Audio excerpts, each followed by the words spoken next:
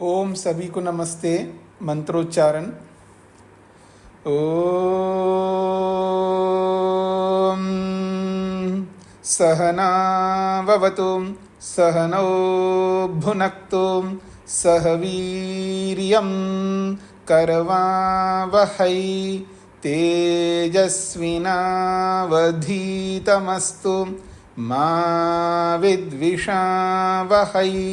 ओम शांति शांति शांति।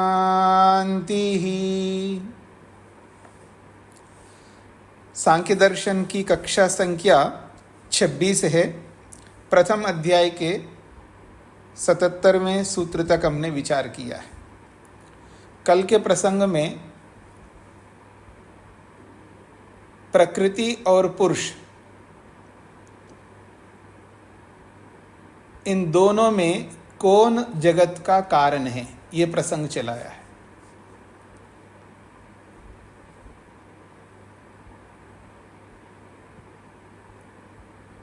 क्योंकि जगत संसार के अतिरिक्त दो ही पदार्थ बचते हैं, या तो प्रकृति या पुरुष। इन दोनों में से कौन कारण है?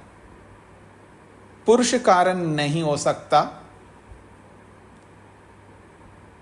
ये स्पष्ट कर दिया। जब पुरुष कारण नहीं होगा तो प्रकृति ही जगत का कारण बनेगी, और इसमें श्रुति भी प्रमाण है। श्रुति में भी कहा है कि प्रकृति ही जगत का कारण है। तो कल के प्रसंग में किसी को कोई प्रश्न हो तो पूछ सकते हैं।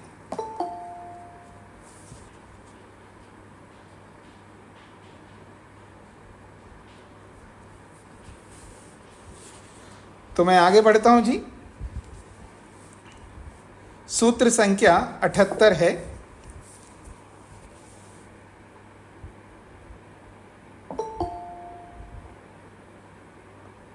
हाँ जी, सात्विक आर्य, क्या प्रश्न है आपका?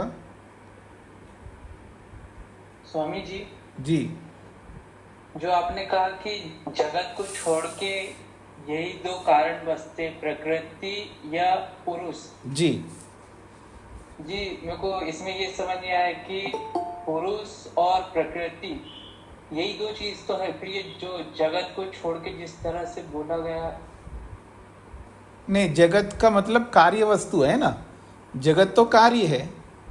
जगत जो है बना हुआ है ना, जो बनी हुई वस्तु होती है उसको कार्य कहते हैं। उत्पन्न हुई वस्तु, तो उत्पन्न होने के पीछे कोई कारण होगा। तो वो कौन हो सकते हैं? दो ही सामने हैं, प्रकृति या पुरुष। और पुरुष हो नहीं सकता तो प्रकृति ही कारण है, ये स्पष्ट किया गया है। इसमें क्या नहीं समझ में आया वो बताइए। हाँ स्वामी जी, आ गया जी। तो मैं आगे बढ़ता हूं जी। 78वें सूत्र की भूमिका के रूप में एक पंक्ति है। प्रकृते है अदृश्यत्वात् सा न वस्तु तर्हि स्यात् अवस्तुनः सृष्टि। प्रश्नकर्ता प्रश्न प्रस्तुत करता है, प्रकृते है अदृश्यत्वात्। प्रकृति जो है अदृश्य है। एक शब्द है दृश्य और एक शब्द है अदृश्य। दृश्य का मतलब दिखाई देने वाला। किससे दिखाई देने वाला? इंद्रियों से दिखाई देने वाला। जो इंद्रियों से दिखाई देता है उसको दृश्य कहते हैं, और जो इंद्रियों से दिखाई नहीं देता है उसको अदृश्य कहते हैं। तो प्रकृति है अदृश्यत्वात्, प्रकृति के अदृश्य होने से स न वस्तु, वो वस्तु नहीं होनी चाहिए। प्रश्नकर्ता का प्रश्न है, वो ये कहना चाहता है प्रकृति तो अदृश्य है, तो जो अदृश्य होता है वो वस्तु नहीं होती है, ऐसा उनका कहना है। तो प्रकृति के अदृश्य होने से स न वस्तु, प्रकृति जो है वस्तु नहीं है। तर्हि, तो ऐसी स्थिति में स्याद् अवस्तुनः सृष्टि। तो आपने तो बोला था प्रकृति से सृष्टि बनती है, और प्रकृति तो अदृश्य है। जब अदृश्य है तो वो वस्तु भी नहीं है। जब वस्तु नहीं है तो वो अवस्तु है, अर्थात वस्तु का अभाव है। और स्याद् अवस्तुना सृष्टि, फिर तो अभाव से सृष्टि उत्पन्न होती है। तो सिद्धांत बनेगा अभाव से भाव की उत्पत्ति। ये प्रश्नकर्ता का प्रश्न है। प्रश्न आप सबको समझ में आए तो मैं आगे उत्तर देता हूं। उच्यते, इसका उत्तर दिया जा रहा है 78वें सूत्र में, न अवस्तुनो वस्तु सिद्धि, न अवस्तुनो वस्तु सिद्धि। अवस्तु न अवस्तुनः वस्तु सिद्धि न। अवस्तुनो अभावात् अभावरूपात् खलु वस्तु सिद्धि जगत रूप वस्तु सिद्धि न भवति। अवस्तु का अर्थ होता है अभाव, तो अवस्तुनः अर्थात अभावात्, अभाव से, अभाव रूपात्, अभाव स्वरूप से, खलु निश्चित रूप से, वस्तु की सिद्धि नहीं होती है। कौन सी वस्तु? जगत रूप वस्तु की सिद्धि नहीं होती है। तस्मात्, इसलिए, जगत उपादान कारणम प्रकृति वस्तु रूपा न अभाव रूपा।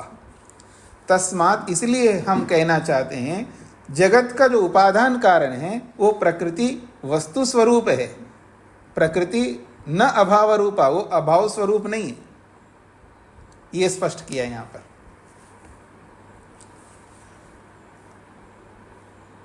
तो प्रश्नकर्ता अब आगे कह रहा है इसका समाधान के रूप में एक प्रकार से, यानी उत्तर में ये आया कि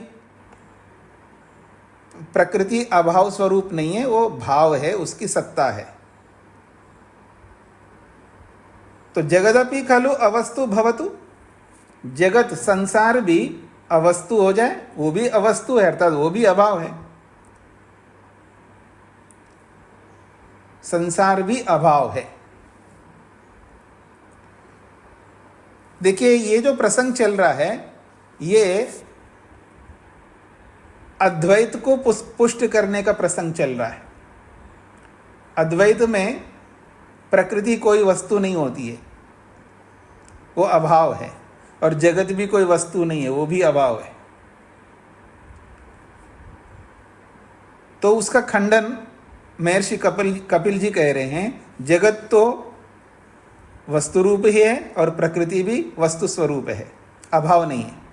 तो प्रश्नकर्ता कह रहा है जगदपि खलु अवस्तु भवतु, संसार भी अवस्तु है, वो भी अभाव है। अत्र उच्यते, इसका समाधान सूत्र के माध्यम से किया जा रहा है। अबाधाद अदुष्ट कारण जन्यत्वाच्च न अवस्तुत्वम। अबाधाद, अबाधाद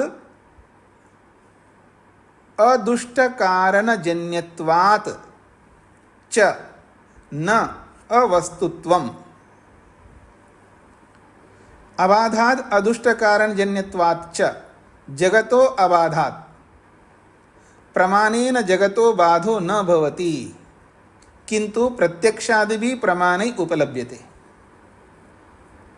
कहते हैं अबाध का मतलब होता है खंडन। तो जगतः अबाधात, जगत का खंडन ना होने से, जगत का खंडन नहीं होता है, क्योंकि प्रश्नकर्ता कह रहा है जगत अवस्तु है, अभाव है। तो जगत अभाव है, जगत नहीं है, इसका खंडन नहीं कर सकता वो। क्यों? प्रमाणेन जगतो बाधो न भवति, प्रमाण से जगत का खंडन नहीं होता है। किंतु प्रत्यक्षादि भी प्रमाणे उपलभ्यते, प्रत्यक्षादि प्रमाणों से संसार उपलब्ध होता है। प्रमाण जो है संसार को उपलब्ध करा रहे हैं, जगत को प्रमाणों से सिद्ध किया जा रहा है, प्रमाणों से खंडन नहीं हो रहा है जगत का। तथा और एक बात, अदुष्ट कारण जन्यम अपि न जगत, अदुष्ट कारण जन्यम अपि न जगत। दुष्ट कारण के होने से संसार दिखाई दे रहा है, यानी कारण एक होता है उचित कारण, एक होता है अनुचित कारण। मैं दूसरे शब्दों में बोलूं, एक होता है सत्य कारण और एक होता है मिथ्या कारण। सत्य कारण का मतलब है माता पिता हो तो पुत्र होगा, माता पिता नहीं है तो पुत्र नहीं होगा। कोई कहे जी बिना माता पिता के भी पुत्र होता है, ये अलग बात है, आप उनको माता पिता नहीं बता रहे हो, अर्थात वो जैसे आजकल सर्टिफिकेट लेकर के शादी करते हैं ना, पति पत्नी बनते हैं, तो वो पति पत्नी नहीं बने हों, क्योंकि आजकल अलग अलग रिवाजें चल रही ना संसार में, तो कोई कुछ भी कर सकता है, स्वतंत्र है सब लोग। तो माता पिता नहीं है जी, फिर भी संतान होती है। पर वहां आप उनको माता पिता बोलो या ना बोलो, है तो माता पिता ही है। मतलब दो पुरुष और स्त्री के बिना पुत्र संतानोत्पत्ति नहीं हो सकती है, तो कारण है वहां। तो जो इसको सत्य कारण कहते हैं। और मिथ्या कारण किसको कहते हैं जी? बिना कारण के ही कार्य होता है, ये मिथ्या कारण है। तो कह रहे हैं अदुष्ट कारण जन्यमपि, जो अदुष्ट कारण है अर्थात मिथ्या कारण है, तो मिथ्या कारण से भी जगत की सिद्धि नहीं होती है। मिथ्या कारण कैसे कैसे होते हैं उसके कुछ उदाहरण दे रहे हैं। यथा जैसे कि कामलादि नेत्र दोषात् पीत शंक प्रतीतिर्भवति। कामलादि, कामला कहते हैं जो आप लोग क्या कहते हैं, पीलिया, पीलिया रोग होता है ना, आप सबको हुआ होगा बचपन में। पहले तो इतने साधन नहीं होते थे, मेरे को तो हुआ था बचपन में, मेरे को सब पीला पीला दिखता था। आप में से भी किसी को हुआ होगा। जो अधिक उम्र, जो 60 साल के करीब है, उससे ज़्यादा लोग हैं, उनको जरूर कभी ना कभी हुआ होगा, नहीं हुआ तो अड़ोस पड़ोस में जरूर उनको देखा होगा। तो कामला ये रोग है, पीलिया रोग कहते हैं। जब पीलिया रोग होता है तो जो भी दिखाई देता है वो पीला पीला दिखाई देता है, क्योंकि कारण अदुष्ट है, यहां पर मिथ्या कारण आ गया, उचित कारण नहीं है। तो पीत शंख प्रतीतिर्भवति, तो शंख कहते हैं जो जिसको बजाते हैं शंख, वो तो सफेद होता है, वो भी जो है पीला दिखाई देने लगता है। सफेद वस्त्र भी पीले दिखाई देने लगते हैं, हर कोई वस्तु उसको पीला पीला दिखाई देने लगता है। ये गलत कारण है, क्योंकि गलत कारण का मतलब है दोष आ गए ना, इंद्रिय में दोष आ गया।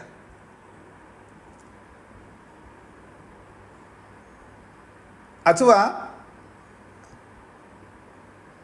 मिथ्या उसको भी कह सकते हैं कि कोई कोई पति देव ऐसा भी होता है ना, पति देव जी। क्यों जी, आप में से भी कई लोग पतिदेव जी लोग पतिदेव होंगे। कोई कोई पतिदेव ऐसे होता कभी किचन में एंट्री नहीं करता होगा, प्रवेश ही नहीं करता होगा, और कभी ऐसा चांस मिले कि पत्नी ना हो और उनको प्रवेश करना पड़े, और वो जो है दोनों एक जैसे हैं। नमक का मतलब होता है सेंधा नमक, तेल का मतलब होता है तिल का तेल।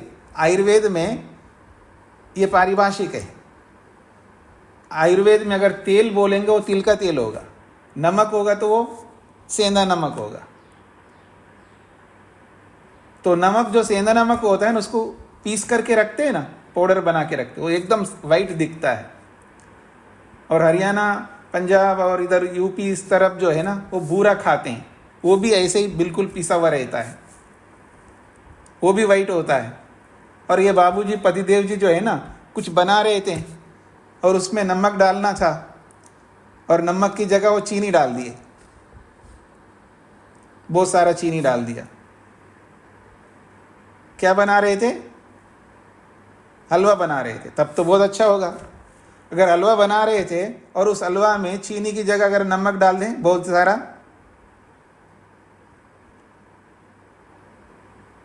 मतलब वो गलत कारण हो गए ना। नमक कारक नहीं है हलवा का, गलत कारण से। तो कह रहे हैं अदुष्ट कारणमपि न जगत, अदुष्ट कारण से भी, गलत कारण से भी जगत की सिद्धि नहीं हो सकती। तस्मात् अवस्तुत्वम न जगतो अवस्तुत्वम न, जगत जो है अभाव नहीं है, किंतु वस्तु रूपमेव अस्ति, जगत वस्तु स्वरूप है।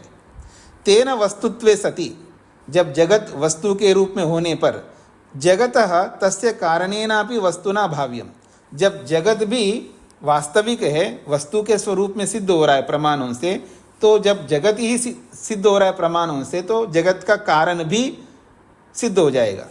तो कह रहे हैं तस्य कारणेन अपि वस्तुना भाव्यम, उस जगत का कारण भी वस्तु के रूप में होना चाहिए। यतः न अवस्तुनो वस्तु सिद्धि, अवस्तु से वस्तु की सिद्धि नहीं हो सकती, अर्थात अभाव से भाव की सिद्धि नहीं होती है। अगर किसी भाव की सिद्धि होती है तो भाव से ही भाव की सिद्धि होती है, अभाव से भाव की सिद्धि नहीं होती है, और भाव से अभाव की सिद्धि नहीं होती है।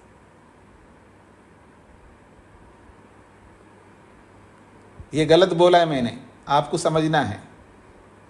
अभाव से भाव की सिद्धि नहीं होती, ये वाक्य ठीक है, लेकिन भाव से अभाव की सिद्धि नहीं होती है, ये वाक्य गलत है।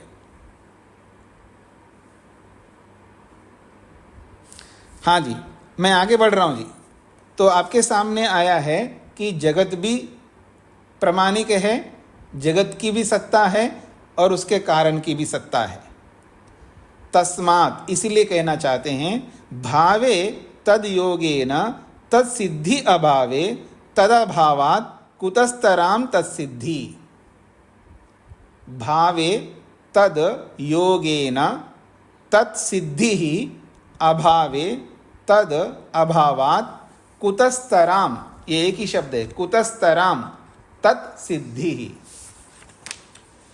कहते हैं भावे कारणस्य वस्तुत्वे सति, कारण के वस्तु के रूप में होने पर, ये सति जो है जोड़ा जाता है इसके साथ, सति पर अर्थ को देता है। वस्तुत्व को भी पर अर्थ ले सकते हैं, लेकिन वस्तुत्व में पर भी आएगा, में भी आएगा, ऐसे अलग अलग अर्थ आते हैं। तो इसलिए सति जोड़ करके पर अर्थ को दिखाना चाहते हैं यहाँ पर। तो वस्तुत्व सति, वस्तु के होने पर, कारण के वस्तु के होने पर, तद योगेन तत्संबंधेन, तत्संबंधेन उस कारण के संबंध से, तत्सिद्धि कार्यस्य अपि वस्तु सिद्धिर्भवति, कार्य की भी वस्तु की सिद्धि होती है, यानी कार्य भी एक वस्तु है ऐसा सिद्ध होता है। कारण के वस्तु के रूप में सिद्ध होने पर उसका जो कार्य है वो भी वस्तु के रूप में सिद्ध हो जाता है, ये इसका अर्थ है।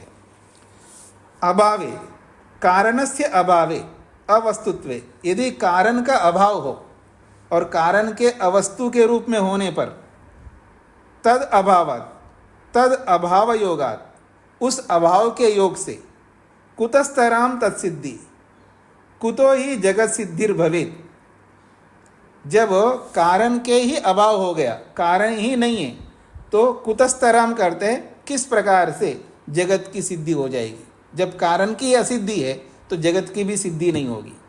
न कुतोपि इत्यर्था, किसी भी प्रकार से जगत की सिद्धि नहीं हो पाएगी यदि कारण की असिद्धि हो जाती है, अर्थात प्रकृति नहीं है ऐसा प्रमाणों से सिद्ध हो जाए, कारण प्रमाणों से सिद्ध ना हो पाए तो जगत की भी सिद्धि नहीं हो पाएगी, ये इसका अभिप्राय है।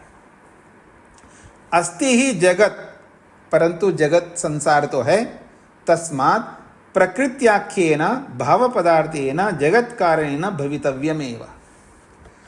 अस्ति ही जगत, जब संसार है प्रत्यक्षादि प्रमाणों से सिद्ध होता है, तस्मात् इसीलिए प्रकृत्याख्येन, प्रकृति के नाम वाले भाव पदार्थेन, सत्तात्मक पदार्थ के द्वारा, जगत कारणेन, जगत कारण के द्वारा भवितव्यमेव, होना ही चाहिए, अथवा यूं कहिए प्रकृति नामक सत्तात्मक जगत का कारण होना ही चाहिए, ये इसका अर्थ है। स्पष्ट हो रहा है जी? यहां तक समझ में आ रहा है आपको? किसी को भी समझ में ना आए तो आप हाथ खड़ा कर सकते हैं।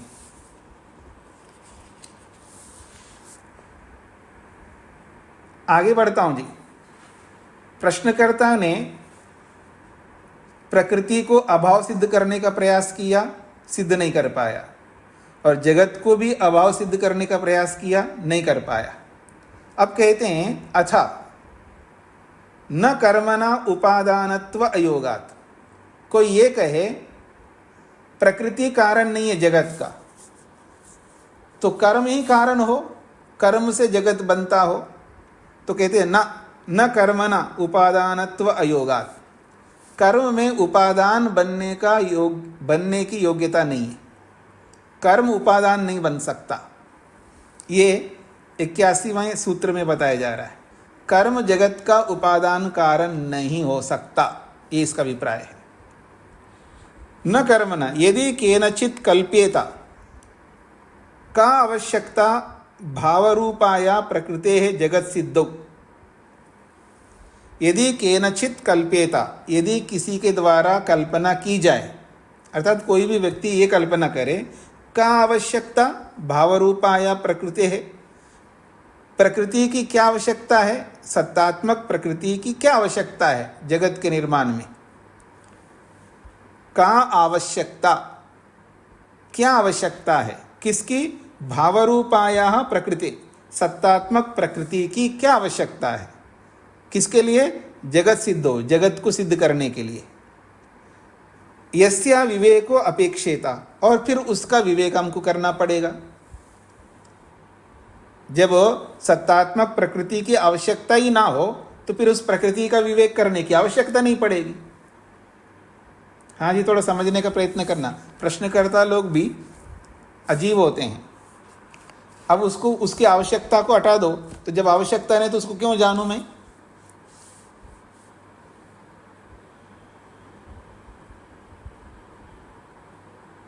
हाँ जी, कुछ आप कुछ काम नहीं करते हो, कुछ काम किया करो, उससे कुछ पैसे मिलेंगे, कुछ अच्छा।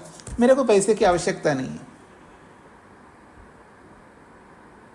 जो निठल्ला व्यक्ति होता है ना, पुरुषार्थहीन व्यक्ति होता है ना, जो मेहनत नहीं करना चाहता है, उसको आवश्यकताएं नहीं होती है। अर्थात नहीं होती का मतलब ऐसा नहीं समझना कि बिल्कुल नहीं होती है, उनको बहुत कम आवश्यकताएं होती है।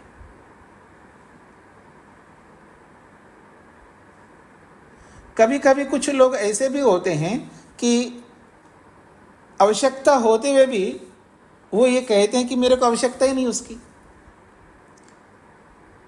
और आवश्यकता नहीं और परेशान होता रहता है व्यक्ति। एक होता है तपस्या, जिसको आप तप कहते हैं। यदि तप करते हैं तो वहां परेशान नहीं होना होता है। परेशान का मतलब दुखी नहीं होना होता है। देखिए, दुखी दो प्रकार से होता है। एक तो शारीरिक दुख होता है, कट जाए या पेट दर्द हो जाए, सिर दर्द हो जाए, तो शारीरिक जो दुख होता है वो वास्तविक दुख होता है। और एक दुख होता है मानसिक। सास जो है ना, परेशान हो रही है, ये बहू कुछ मेरे को देख ही नहीं रही है, मेरे कुछ कह नहीं रही है, बात ही नहीं हो रही है बहू से, और मेंटली वो परेशान हो रही होती, चाहे वो बहू हो या चाहे सास हो, या विद्यार्थी भी क्यों ना हो या गुरु भी क्यों ना हो।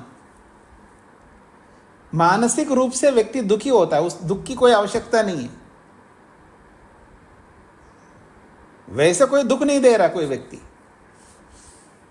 जैसे कोई व्यक्ति कुछ बोलता है किसी को, पति को बोले या पत्नी को बोले, गुरु या शिष्य, किसी को भी कोई बोलता है, वाणी से कुछ बोलता है, और उस शब्द से उस व्यक्ति को कोई दुख नहीं होता है। मतलब वो शब्द जाकर के उसके शरीर को हर्ट कर दे, उसको ताड़ित करे, पीड़ित करे, या वो मन में जाकर के मन को पीड़ित करे, या आत्मा में प्रवेश करके आत्मा को दुख दे, ऐसा कोई शब्द नहीं करता है। शब्द का एकमात्र कार्य है, शब्द उत्पन्न होता है, कानों से सुनाई देता है और समाप्त होता है, बस इतना। पर ये जो अविद्या है ना, अविद्या के कारण से व्यक्ति दुखी हो रहा होता है। तो ये मानसिक दुख है, और वो हम क्रिएट करते हैं, उसको हम पैदा करते हैं अनावश्यक। ऐसे बहुत सारे दुख उत्पन्न करते हैं हम लोग मन में। इसलिए मैं कहा करता हूं, शारीरिक दुखों की अपेक्षा से लाख गुना अधिक दुख मानसिक होते हैं। मानसिक दुख सर्वाधिक होते हैं जीवन में। अगर कोई व्यक्ति विवेक पैदा कर ले, विवेक उत्पन्न कर ले, तो सारे मानसिक दुखों से मुक्त हो सकता है व्यक्ति। रही शरीर है तो कुछ ना कुछ शारीरिक दुख तो होंगे ही, उसको हम दूर नहीं कर पाएंगे जब तक शरीर रहेगा। तो समझने का प्रयत्न करिएगा। वो कहता है, कोई ऐसी कल्पना करता है कि सत्तात्मक प्रकृति की कोई आवश्यकता ही नहीं है, और जिसकी आवश्यकता नहीं है तो जिसका विवेक कर सके हम, इसलिए वो कहना चाहता है कर्मणो जगत सिद्धि, कर्म से ही जगत की सिद्धि होती है, अर्थात कर्म उपादान कारण बन जाएगा जगत को उत्पन्न करने के लिए। तो उत्तर दे रहे तर्री, तब तो न कर्मणा जगत सिद्धि संभवती, कर्म से जगत की सिद्धि नहीं हो सकती। क्यों नहीं हो सकती? यतः कर्मणः द्रव्यनिष्ठत्वात् द्रव्यात् भिन्नम न तत् स्वसत्ताकम भवतु। कहते हैं कर्मणा द्रव्यनिष्ठत्वात्, कर्म जो है द्रव्य में रहता है। द्रव्य में रहता है का मतलब है जहां भी क्रिया होती है, स्मरण रखिएगा, जहां भी क्रिया होती है, जहां कहीं भी कोई भी मूवमेंट होता है वो द्रव्य में होता है। बिना द्रव्य की कोई क्रिया नहीं होती संसार में। जहां जहां क्रिया आप देखेंगे वो क्रिया किसी न किसी द्रव्य में होगी। स्वतंत्र क्रिया बिना द्रव्य के नहीं हो सकती है। तो कर्म न द्रव्यनिष्ठत्वात्, कर्म द्रव्य में होने से, द्रव्यात् भिन्नम न, द्रव्य से अलग कर्म नहीं रह सकता। न तत् स्वसत्ताकम, वो स्वतंत्र सत्ता वाला कर्म नहीं है, वो स्वतंत्र नहीं रह सकता। भवतु तत् कार्यस्य लक्षणम न तो उपादानम, भवतु तत् कार्यस्य लक्षणम, हाँ वो कार्य का लक्षण जरूर बन जाए। लक्षण का मतलब है चिन्ह बन जाए। जगत की उत्पत्ति में बहुत सारे कारण हैं, कर्म भी एक कारण है। बिना कर्म के संसार बन ही नहीं सकता, पर उपादान कारण नहीं है। आप में जितने भी लोगों ने घर बनाए होंगे, अपने हाथों से बता रहा हूं, अपने हाथों से जिन्होंने घर बनाए होंगे, अपने आंखों के सामने बनवाया होगा आपने, तो उसमें उस घर के बनने में बहुत सारे कारण होते हैं।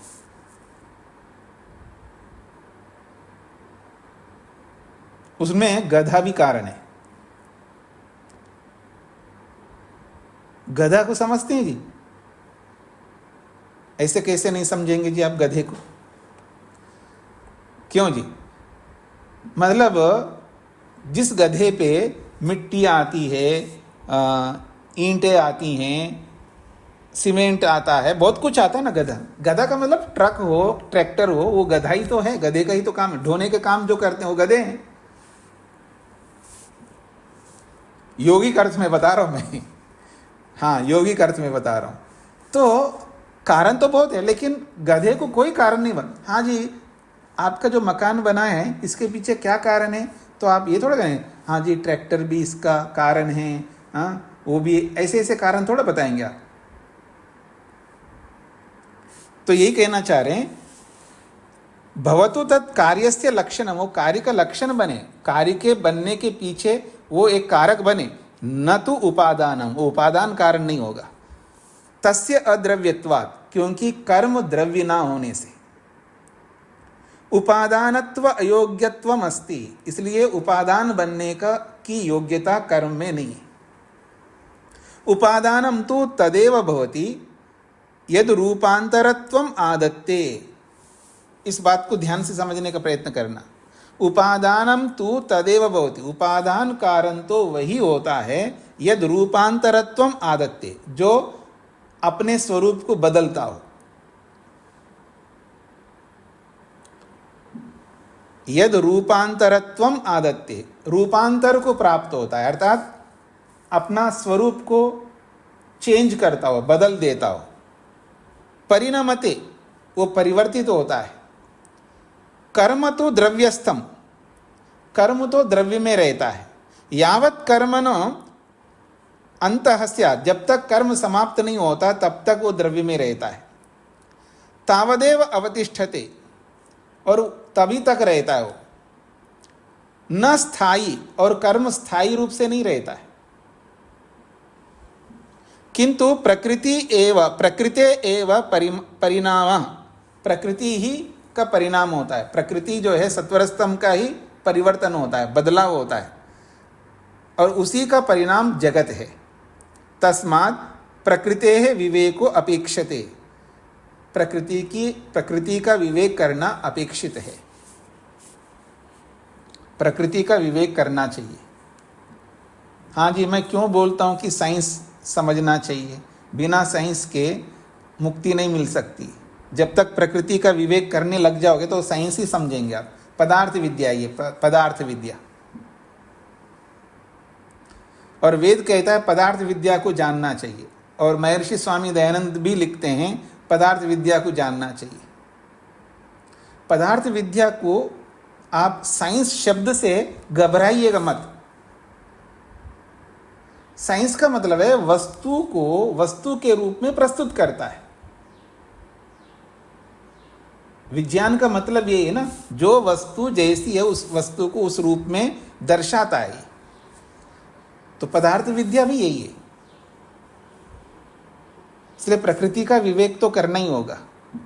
जिस प्रकृति से शरीर बना है, इस शरीर को जाने बिना मुक्ति नहीं होने वाली है।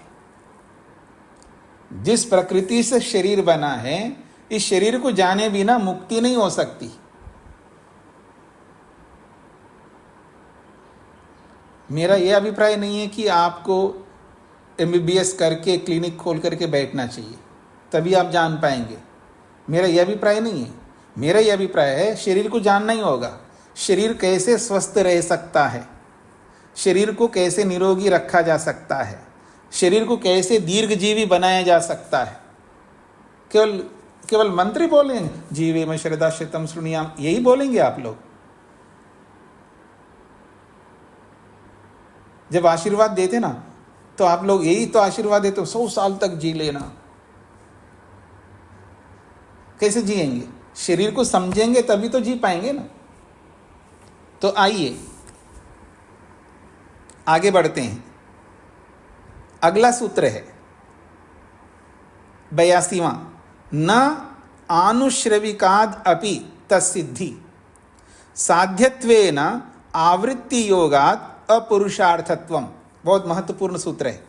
न आनुश्रविकाद अपि, न आनुश्रविकात अपि तत्सिद्धि साध्यत्वेन आवृत्ति योगात् अपुरुषार्थत्वम।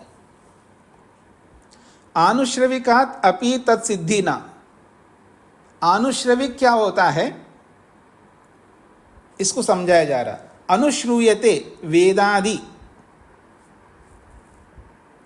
अनुश्रूयते वेदात इति आनुश्रविका। आनुश्रविक को समझा रहे हैं। अनुश्रूयते वेदात, वेद से जो सुना जाता है। वेदात, वेद से, अनुश्रूयते सुना जाता है, इति आनुश्रविका, उसको आनुश्रविक कहते हैं।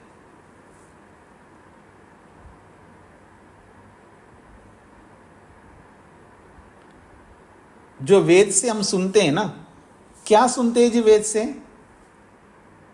न तस्य प्रतिमा अस्ति यस्य नाम महद्यशः। तो क्या सुना है आपने वेद से? तस्य परमात्मना प्रतिमा नास्ति। उस परमात्मा की कोई प्रतिमा, मूर्ति नहीं होती है। तो परमात्मा की मूर्ति नहीं होती है, इसको कहते हैं आनुश्रविक, क्योंकि ये वेद से सुना है हमने। वेदात अनुश्रूयते, जो वेद से सुना जाता है, जो सुना है आपने, जो भी सिद्धांत सुना है, वो सारा सिद्धांत, वैदिक सिद्धांत को आनुश्रविक कहते हैं। इसलिए अनुश्रवः वेदोपदेशः, स्पष्ट कर दिया भाष्यकार ने। वो अनुश्रव क्या है? वो वेद के उपदेश को कह रहे हैं। वेदोपदेश को अनुश्रव कहते हैं, उसी को आनुश्रविक कहते हैं। न भवतु कर्म जगत उपादानम। अच्छा ठीक है, न भवतु कर्म जगत उपादान कारण। अच्छा, मानते हैं कर्म जगत का उपादान कारण ना हो, किंतु प्रकृति ही जगत उपादानम, प्रकृति को जगत का उपादान कारण मानते हैं। पुनः प्रकृते विवेको अपेक्षते, फिर प्रकृति का विवेक करने की अपेक्षा रहेगी। इति उच्यते, ऐसा आपके द्वारा बोला जाता है। ये प्रश्नकर्ता कह रहा है। प्रश्नकर्ता कह रहा है कि आपने कहा कि कर्म जगत का कारण नहीं है, चलो हम मानते हैं, किंतु प्रकृति जगता उपादानम, प्रकृति को जगत का उपादान कारण है।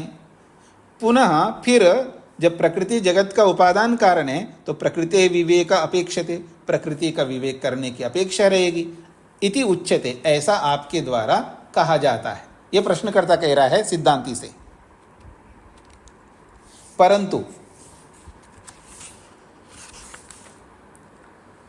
परंतु यद आनुश्रविकम कर्म तस्मात् मोक्ष सिद्धिर भविष्यति इति प्रसंगे कहते हैं, यद आनुश्रविकम कर्म, जो आनुश्रविक कर्म है, आनुश्रविक कर्म का मतलब जो वेद का उपदेश है ना, वेद का उपदेश क्या है जी, कुर्वन्नेवेह कर्माणि, कर्म करते हुए जियो, ये वेद का उपदेश है ना। तो आनुश्रविकम कर्म, कर्म जो है आनुश्रविक है, यानी वेद से सुना है। क्या सुना है जी आपने? कर्म करते रहो, कर्म करते रहना है, कर्म करते हुए जीने की इच्छा करो। कुर्वन्नेवेह कर्माणि जिजीविषेत् शतम समाह, शतम 100 साल तक कर्म करने की इच्छा कर, करते रहो। और आप लोग क्या सोचते हैं जी, बस मैं रिटायर होना चाहता हूँ, बहुत कर लिया जी, थोड़ा मैं रिटायर होना चाहता हूँ। हाँ जी, कुछ लोग रिटायरमेंट के लिए प्रतीक्षा में होंगे, आप में से कुछ लोग। कौन रिटायर होना चाहते हैं जी आप में से? मतलब जो काम धंधा आप करते होंगे उससे रिटायरमेंट लेना चाहते हैं, या नौकरी से रिटायरमेंट लेना चाहते हैं, या मुक्ति के लिए जो मेहनत करना होता है उससे रिटायरमेंट लेना चाहते हैं। किससे रिटायरमेंट लेना चाहते हैं? याद रखना, रिटायरमेंट नहीं मिलेगा कभी भी। कभी भी जो अवकाश लेने के लिए सोचता है, समझ लेना वो मुक्ति को प्राप्त नहीं करेगा। थोड़ा कठोर बोल रहा हूं, बोलना ही चाहिए मेरे को। हाँ जी, जो अवकाश है ना, खाने का अवकाश ले सकते हो आप, मेरी बात को समझने का प्रयत्न करना। एक दिन ना खाओ, उसका अवकाश ले लो, हमें कोई आपत्ति नहीं। एक दिन ना सो, कोई बात नहीं, जागरण करते रहो, एक दिन चलेगा। ना खाओ चलेगा, ना सो चलेगा, एक दिन ना पढ़ो चलेगा। ऐसे बहुत सारी चीज़ों में आप अवकाश लेते रहते हो ना। आप में से कौन ऐसे व्यक्ति होंगे, मेरे को ये दिखाइए, देखता हूं मैं आपके अंदर कितना सामर्थ्य है कि 24 घंटे के लिए, एक दिन के लिए 24 घंटे के लिए मैं सुख का अवकाश लेता हूं। लेकर के दिखाइए। मेरा प्रश्न समझ में आ रहा है आपको? आप 24 घंटे के लिए ये अवकाश, 24 घंटे तक मैं सुख नहीं लूंगा, मेरे को सुख नहीं चाहिए 24 घंटे के लिए, लेकर के दिखाइएगा।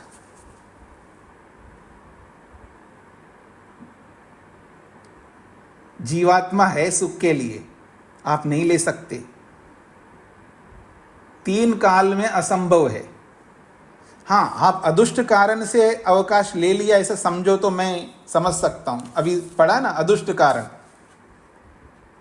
अदुष्ट कारण से आप कह सकते होंगे हाँ जी मैंने 24 घंटे तक कोई सुख नहीं लिया, वो तो अदुष्ट कारण है। प्रमाणों से आपको सुख ना लेना है। देखो ये प्रमाण है, ये प्रमाण से मैं सुख नहीं ले रहा हूं, फिर दिखाना सुख ना लेने का। आज तक किसी ने ऐसा ना किया है, ना आज कोई कर रहा है, भविष्य में भी नहीं कर पाएगा। सुख के लिए अवकाश नहीं मिलेगा। सुख चाहिए तो अवकाश नहीं ले सकते, और सुख देने वाले को आप अवकाश लेना चाहते हैं। जिससे सुख मिलता है ना, उसमें आप अवकाश लेना चाहते हैं। मैं वहां ले आना चाह रहा हूं आपको। मैं ऐसे नहीं सुना रहा हूं मैं आपको, मेरा सुनाने का ढंग अलग प्रकार का है। हाँ जी, सुख से अवकाश नहीं ले सकते, और जिससे सुख मिलता है उससे आप अवकाश लेना चाह रहे हैं, तो कैसे संभव होगा?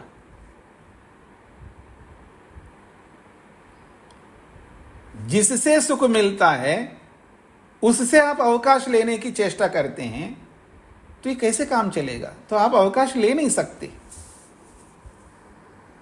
आप कभी भी अवकाश नहीं ले सकते।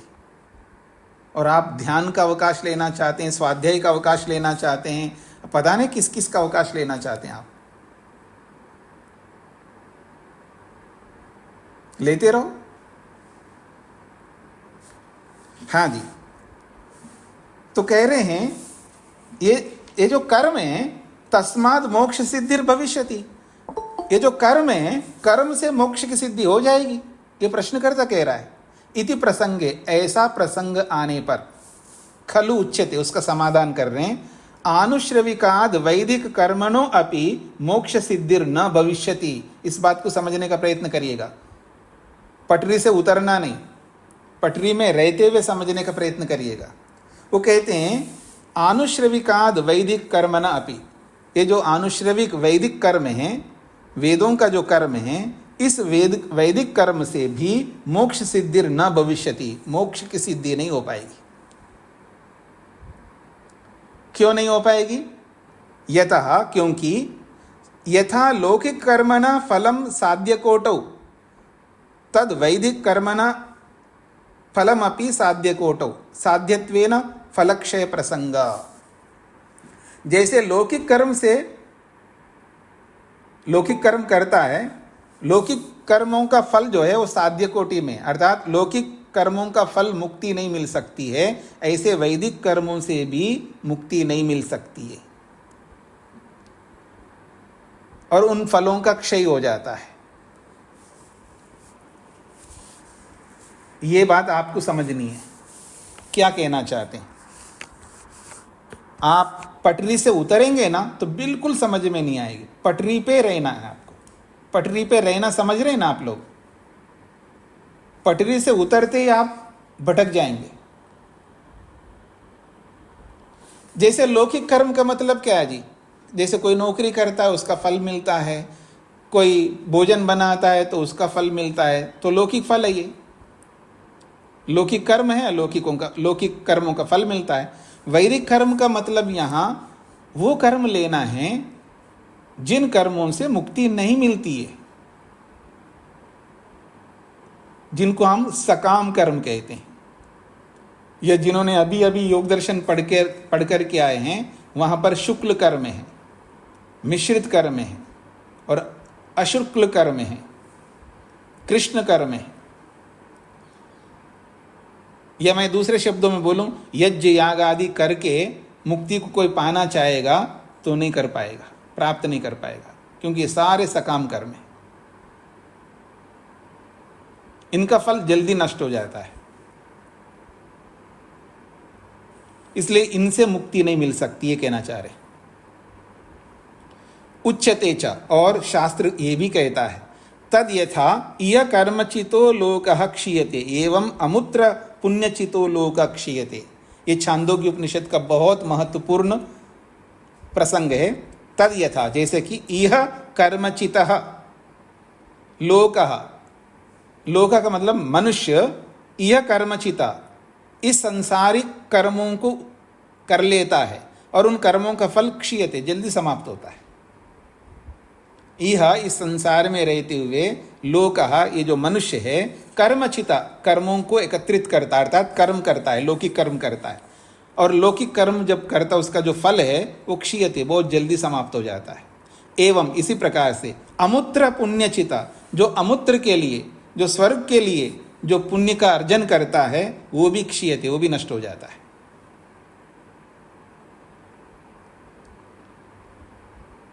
क्यों ऐसा होता है? क्योंकि पुनः आवृत्ति योगात्, पुरुषस्य आवृत्ति योगो भविष्यति, वो बार बार आवृत्त होता है। आवृत्ति का मतलब बार बार लौट के आता है उसको।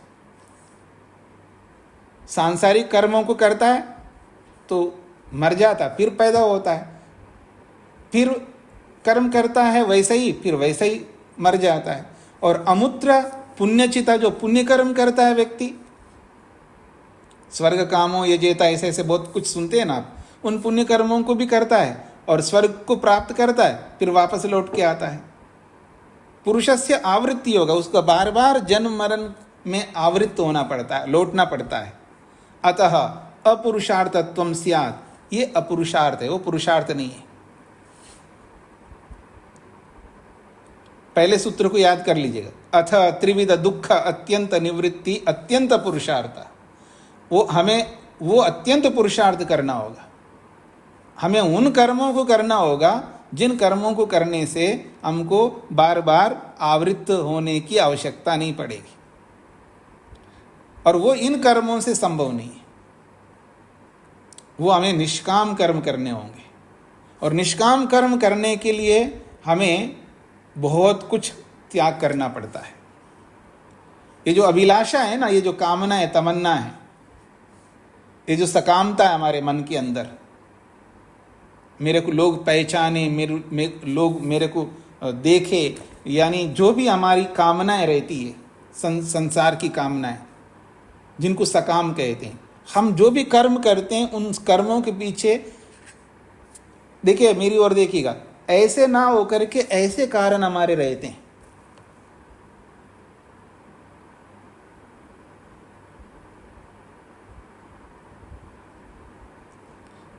एक उदाहरण दूं जी,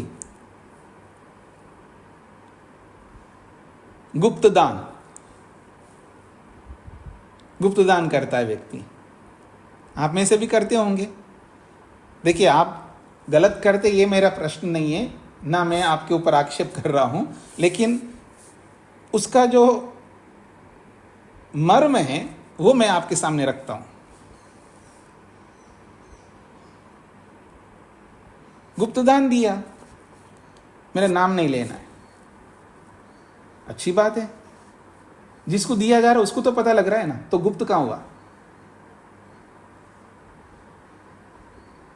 और उस अकेले को नहीं पता लगता, फिर वो खजांची को देगा, कोषाध्यक्ष जो भी होता है, जो कोष को, वित्त को संभालने वाला, उसको भी पता लगता है। 2 4 5 6 लोगों को तो पता ही लगता है। ठीक है, दुनिया को नहीं पता लगता होगा, तो फिर वो गुप्तदान क्या हुआ?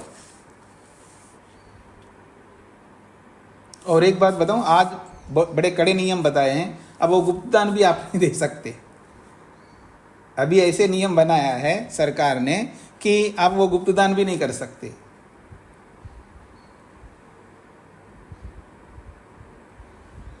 हाँ, ये अलग बात है, आप किसी को बताना नहीं चाहते हैं, मतलब कोई पति को नहीं बताना चाहती हो, या कोई पत्नी को बताना नहीं चाहता हो, कोई सास को नहीं बताना चाहती हो, या कोई बहू को बताना नहीं चाहती हो, वो चल सकता है, ये तो चल सकता है। ये बात भावना के ऊपर है। ये जो भावना है ना, भाव, कर्म जो है, वही कर्म पाप बन सकता है, वही कर्म मिश्रित बन सकता है, वही कर्म पुण्य बन सकता है, वही कर्म निष्काम बन सकता है। पाप तो नहीं कह सकता मैं, मिश्रित कह सकता हूं। वही कर्म मिश्रित कर्म बन सकता है, वही कर्म पुण्य कर्म बन सकता है, वही कर्म निष्काम बन सकता है। कर्म वैसे ही दिखेगा, केवल भाव पर निर्भर करता है। भाव का मतलब जो मेरे मन के अंदर जो विचार होता है, किस प्रवृत्ति से, किस भाव से मैं उस कर्म को कर रहा हूं। अगर वो भाव निष्काम का है तो किसी को भी पता लग जाए, मेरे को क्या आपत्ति है। मैं डंडोरा भी पीटूंगा ना, सबको बता दूंगा, पर मेरे भाव में नहीं है वो, तो कोई बात नहीं, वो निष्काम ही होगा। सबको पता लगे तो निष्काम नहीं होगा, सबको पता ना लगने पर ही निष्काम होगा, ऐसा नहीं है। निष्काम भावना के ऊपर है, किस प्रवृत्ति से कर्म किया जा रहा है। ठीक है, संसार के अंदर बहुत सारे बॉन्डिंग्स हो सकते हैं, मैं मानता हूं आपकी बात। कुछ लोगों को हम नहीं बताना चाहते हैं और जरूरी नहीं है सबको बताना है, वहां तक ठीक है। लेकिन हमारे मन के अंदर उसका श्रेय लेने का रहता है, और ऊपर से हम बताते हैं कि निष्काम, वो गलत है। बस मेरे कहने का इतना ही तात्पर्य है। तो यहाँ ये बात कही जा रही है कि चाहे लौकिक कर्म हो चाहे वैदिक कर्म हो, दोनों ही यदि सकाम है तो उससे मुक्ति नहीं हो सकती। ये इसका अभिप्राय है। कोई ये ना सोचे वैदिक कर्म है तो मुक्ति ही मिलेगी, ऐसा नहीं है। वैदिक कर्म से बंधन भी मिल सकता है और वैदिक कर्म से मुक्ति भी मिल सकती है। वो सकाम और निष्काम के ऊपर निर्भर करेगा। अब आप में से किसी कुछ पूछना हो तो पूछ सकते हैं। हाँ जी, अमित जी। जी पूज्य स्वामी जी, सादर नमस्ते जी। में जो एवमेवा मुत्र पुण्यचितो लोक क्षीयते, जी। दान सेवा परोपकार यज्ञ आदि कर्म किए उनका फल अगला जन्म है, वह भी उपयोग के बाद नष्ट हो जाएगा। जी। तो अभी आप जो बता रहे थे कि ये जो शुक्ल और कृष्ण कर्म है, तो क्या इसमें ऐसा हो सकता है क्या कि मतलब ये कभी संभव है कि यज्ञ से मुक्ति हो जाए? यज्ञ करके मुक्ति होना संभव किसी प्रकार से भी है, या बिल्कुल संभव नहीं है कि यज्ञ से मुक्ति हो सके? नहीं, यज्ञ से मुक्ति होती है ना, पर कौन से यज्ञ से आप कहना चाहते हैं वो आपका यज्ञ बताएंगे तो मैं उसका उत्तर दूंगा। हाँ, मैं जैसे जो भौतिक यज्ञ कर रहे हैं। नहीं, भौतिक यज्ञ में देखिए, पहले सुन लीजिए, भौतिक यज्ञ भी बहुत प्रकार के हैं। एक नित्य कर्म वाले यज्ञ होते हैं, एक नैमित्तिक कर्म वाले यज्ञ होते हैं। कौन से यज्ञ आप कहना चाह रहे हैं? जो हम आहुति पर यज्ञ कर रहे हैं। नहीं, ऐसा बात नहीं होगी। मैं आपको बता देता हूँ। नित्य कर्म वाले यज्ञ होते हैं, जैसे दैनिक अग्निहोत्र है, ठीक है, ये नित्य कर्म है। पंचमा यज्ञ है, ये नित्य कर्म है। तो इन नित्य कर्म पंचमा यज्ञों से मुक्ति भी होती है और मुक्ति नहीं भी होती है। वो कारण क्या रहेगा स्वामी जी? वो वही सकाम निष्काम। जी। लेकिन जैसे दर्शेष्टि यज्ञ, पौर्णमासी यज्ञ है, ये भी नित्य कर्म के अंतर्गत आते हैं। लेकिन जो सोमयाग है और अश्वमेध याग है, वो नित्य कर्म नहीं होते, वो नैमित्तिक कर्म है, उनसे मुक्ति नहीं होती। तो जो बड़े बड़े याग होते हैं ना, वो सकाम यज्ञ कहलाते हैं, उनसे मुक्ति नहीं होती है। जी। धन्यवाद स्वामी। हाँ जी, युधिष्ठिर जी।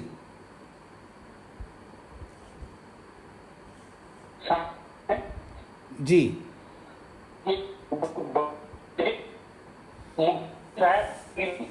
आपका नेटवर्क ठीक नहीं लग रहा है, वॉइस ब्रेक हो रहा है।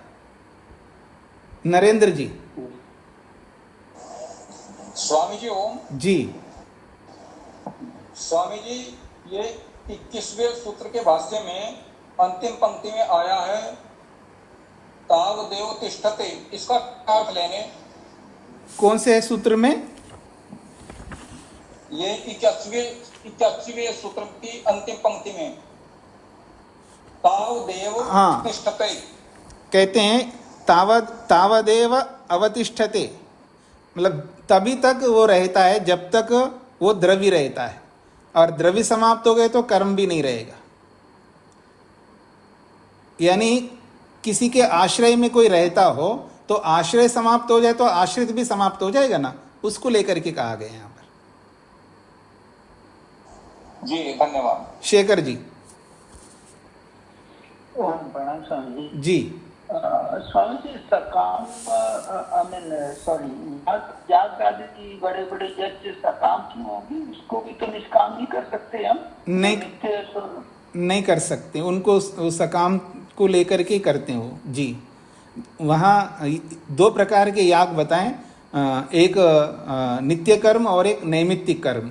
तो जो नैमित्तिक कर्म होते हैं वो लौकिक इच्छाओं को लेकर के करते हैं, तो वो मुक्ति के लिए नहीं होते। जो नित्य कर्म होते हैं वो मुक्ति के लिए भी हो सकते हैं यदि निष्काम भाव से किया जाए। और आप में से जितने भी लोग जो पंचमा यज्ञ करते हैं, इन पंचमा यज्ञों को यदि निष्काम भाव से करें तो ये मुक्ति के कारक बन जाएंगे। पर वो निष्काम भाव से करना इतना सरल नहीं है। आपके मानने से वो निष्काम नहीं बनेगा। निष्काम बनेगा शास्त्र के अनुसार। शास्त्र के अनुसार अगर हमारा व्यवहार है तभी निष्काम बनेगा। नहीं जी मैं निष्काम भाव से कर रहा हूँ, सारे काम मैं निष्काम भाव से करता हूँ, ऐसे मेरे कहने से वो निष्काम नहीं होगा। और ऐसे भी संसार में बहुत सारे कुछ लोग हैं, मतलब वो अच्छे लोग हैं अच्छे विद्वान हैं और अच्छे ढंग से परोपकार कर रहे हैं, इसमें कोई दोहराई नहीं है। लेकिन वो लोग भी कई बार बोल देते हैं हम निष्काम भाव से करते हैं, और संसार के लोग ये भी हाँ ये लोग निष्काम भाव से करते हैं। वो परोपकार करते हैं यहाँ तक ठीक है, निष्काम भावना से मैं कर रहा हूँ, आपके कहने मात्र से वो निष्काम नहीं बनेगा। वो सारा व्यवहार हमारा शास्त्र के अनुसार है तब निष्काम बनेगा। जी शेखर जी। जी स्वामी जी, नहीं वो तो बात है, और हम भाव से करते हैं नित्य कर्म भी, उसमें भी तो निष्काम अगर जिस डिग्री से हमें करना होता है वो भाव से जुड़ते हैं तभी निष्काम बनता है। तो इसी तरह ये बड़े बड़े याज हम वो अभी तक मुझे नहीं समझ में आया कि अगर हमारी भावना ऐसी होगी तो वो भी क्यों नहीं निष्काम बन सकते। ऐसा है कि पहले हम उन यागों की परिभाषा उनको समझना होगा शेखर जी। अभी हम लोग वही पढ़ा रहे हैं, अभी समाप्ति की ओर है, श्रोत सूत्र पढ़ा रहे हैं हम लोग। तो उसमें वहाँ पर स्पष्ट बताया गया है कि कैसे कैसे कर्म होते हैं, मतलब कैसे कैसे याग होते हैं, और कौन से याग मुक्ति के कारक बनते हैं और कौन से याग जो है वो स्वर्ग के कारक बनते हैं। ये सब स्वर्ग के लिए किए जाते हैं, मुक्ति के लिए नहीं किए जाते। मुक्ति के लिए उनकी आवश्यकता नहीं है, वहाँ स्पष्ट कहा। तो वो परिभाषा अगर हम समझेंगे यागों की तो आपको स्पष्ट समझ में आ जाएगा। जी जी जी स्वामी जी, धन्यवाद जी। जी रामचरण जी। नमस्ते स्वामी जी। जी मेरा निवेदन ये था, सूत्र नंबर 82 इसको थोड़ा संधि करके बता देते। न आनुश्रविकात् अपि, न आनुश्रविकात् अपि तत् सिद्धिः साध्यत्वेन आवृत्ति योगात् अपुरुषार्थत्वम्। ठीक है सर। प्रहलाद जी। नमस्ते गुरु जी। जी जो पंच महायज्ञ की बात आपने अभी बताई जी कि वो निष्काम भावना से हो तो ही आपको मुक्ति के लिए सहायक रहते हैं। जी तो मुक्ति की वो जो क्या नाम निष्काम भावना की व्याख्या क्या है? आपने योग दर्शन पढ़ा है ना? जी। तो फिर मेरे से कैसे पूछ सकते आप? इतने विस्तार से आपने पढ़ा है कर्म सिद्धांत को, फिर आप मेरे से कैसे प्रश्न कर सकते हैं आप? तो आपको क्या करना है, योग दर्शन के चौथे पाद के 7वें सूत्र से आगे के कुछ सूत्र सुन लेना आप। ठीक है ना? तो आपको पता लग जाएगा निष्काम कैसा होता है। जी धन्यवाद। मोहनलाल जी।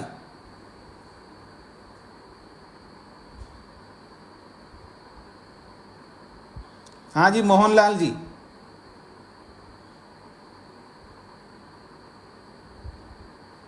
आपकी आवाज नहीं आ रही है। और किसी का कोई प्रश्न है?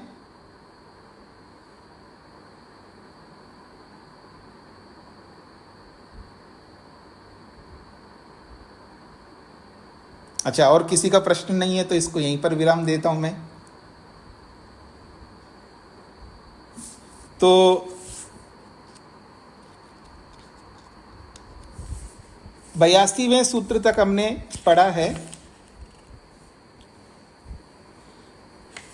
जितने सूत्र हुए हैं सारे सूत्रों की आवृत्ति रोज आप नहीं कर सकते हैं, लेकिन इन सूत्रों में जो जो मुख्य सिद्धांत हैं उनकी आवृत्ति आप रोज कर सकते हैं। जो मुख्य मुख्य सिद्धांत जहाँ जहाँ आ रहे हैं उनको आप रोज आवृत्त कर सकते, रोज आप दोहरा सकते, क्योंकि सिद्धांतों को दोहराना जरूरी है, नहीं तो भूल जाता है व्यक्ति। पंक्तिशः याद नहीं रख सकते, एक एक सूत्र को आप याद नहीं रह सकते हैं तो कोई बात नहीं, लेकिन इन सब सूत्रों में जो मुख्य मुख्य सिद्धांत आए हैं उनको आप रोज दोहराएंगे। आप नोट्स बनाइए, जब कभी कोई सिद्धांत की बात बताई जाती है तो उसको आपको नोट करना चाहिए। हाँ, किसी आप में से किसी को अपने मन पर इतना विश्वास हो कि मैं एकाग्र होकर के सुनता हूँ एक बार, उसके बाद में मैं भूलता नहीं हूँ, तो वो ना लिखे, वो नोट ना करें, चलेगा।